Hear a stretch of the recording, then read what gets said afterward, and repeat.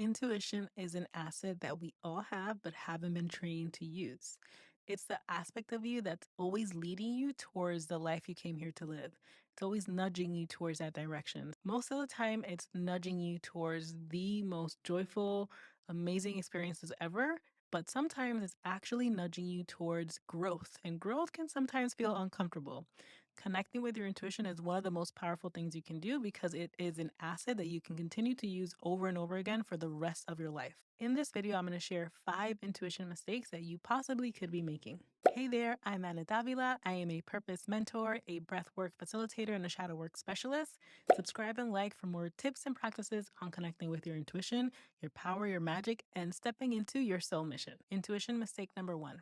You expect your intuition to yell at you when it actually usually just speaks calmly to you. Your intuition doesn't have anything to prove, so it's not going to try to yell at you and convince you. Intuition is also not dramatic. It's not full of drama, trying to scare you into doing something. It just tells you the truth. This is also a powerful way to know if it's your intuition versus, let's say, your ego, because your ego is going to try to convince you or scare you into doing something. Your intuition is just straight up. This is what it is. Now do you. Okay? It's going to always tell you the truth. It's going to always show up for you, but it's not going to try to convince you or force you of any type. And so intuition won't show up as yelling. Instead, it's a more neutral, calm expression. Intuition mistake number 2 that you could be making is only engaging with it when there are big things to decide. Most people will try to connect with their intuition when they have to decide whether they should move to another country, or should they marry this person, or should they take this job, or should they quit this job, or big things, which create a lot of stress. There's a lot of pressure. And so a lot of fear will come up. Because of that, when intuition answers, you may not be able to perceive it because there's so many other energies present of fear.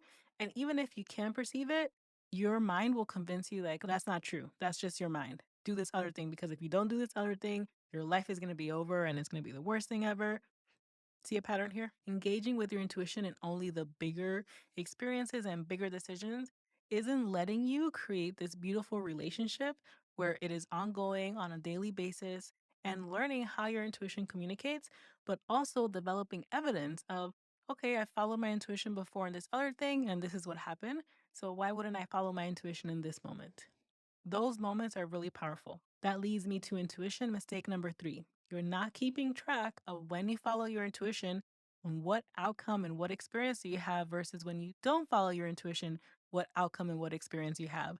When I started doing this, my mind got on board because, again, sometimes your intuition is leading you towards really beautiful, powerful experiences, but your mind can get in the way and try to convince you, who are you to do that thing? No, you don't have enough knowledge. You don't have enough experience. Like, you're not meant to do that. Stay small, stay safe. But if you keep track on, okay, intentionally, I am choosing my intuition, let's see what happens, versus intentionally, I'm not choosing my intuition and see what happens, you're going to develop evidence as to the experience and outcome that you will have.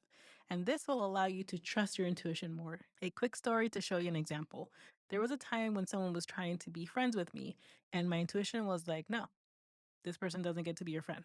Very neutral, very clear, no explanation, like I mentioned.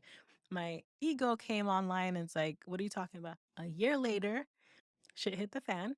And I remember laughing and thinking back at that moment and saying, oh my goodness, I see now why my intuition said this person doesn't belong in my life, because there is a lot of drama and a lot of things happening. And that moment, I chose to separate myself from that person.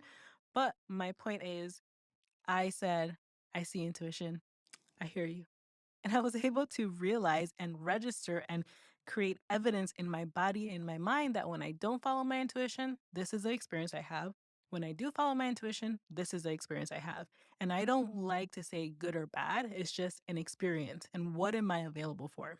So, keeping track is going to allow you to develop evidence so that you can make a better decision in every single moment of your life. Intuition mistake number 4, expecting your intuition to show up externally. Your intuition comes from within. It's coming internally. You will experience it in that way. You may experience a feeling, a sensation, a vision. It's internal. Sometimes when we experience intuition, we think, oh, that was just a thought that I came up with. We dismiss it really quickly. But intuition usually comes from within, so it may feel like that. If you're ever in this scenario where something came up, you think is intuition, but then you're like, that could also just be my thought. Practice the 3-second rule. Ask yourself a question that's going to require a yes or no answer. And the first 3 seconds, the first thing that comes, that's your intuition. Why? Because your intuition doesn't try to convince, your intuition knows. Your intuition doesn't have to follow an algorithm based off your past, other people's experiences, what you see on TV as to what the outcome is going to be. It just knows. It's coming from your soul, it's coming from source, universe, God. It just knows. So it doesn't need to calculate, and therefore there's not a delay. When you ask a question and your ego wants to answer, it's going through a little algorithm of all the trauma you've been through, all the experiences you've been through, all the things you've seen on TV, all the things you've seen in your friend's life, and then say, oh, this is the answer. Your intuition just knows. And so it's going to happen a lot quicker. Intuition mistake number 5, and this one was a tough one to learn. And so I want to share it with you so that you know. And that is that your intuition is not always leading you towards joy and fun and rainbows and butterflies. No one talks about this. Everyone's like, your intuition is always leading you to the best version of you, to amazing experiences. But the thing that I want to bring to your awareness is that the best version of you sometimes requires tough experiences. Growth is not always comfortable, right? Your intuition can sometimes lead you towards a healing path of speaking your truth. That means that you may be put in an experience where you have to speak your truth. And if you've never done that, it can feel scary. It can be this edge that you don't want to meet. And so your intuition isn't always leading you towards fun experiences, but they are the experiences that you came here to have. They are the ones that are leading ultimately to this version of you that's the most authentic, the most truth, the most powerful, magical, intuitive, gifted version of you. It is leading you towards soul evolution, growth, and all those sometimes require meeting your new edge, stepping outside of your comfort zone. And so it's not always fun. Let me know in the comments if you made any of these mistakes and which one. Personally, I've made them all. I made all of these mistakes, but it's not about judging yourself. It's about using it as fuel, learning from them, and reinforcing the truth of how your intuition shows up, what's the experience like, and intentionally choosing whether you're going to follow your intuition or not. If this video was helpful, consider subscribing and liking so that you don't miss out on other videos like this. And feel free to share this with someone that you think is going to be really helpful for. I will see you on the next one.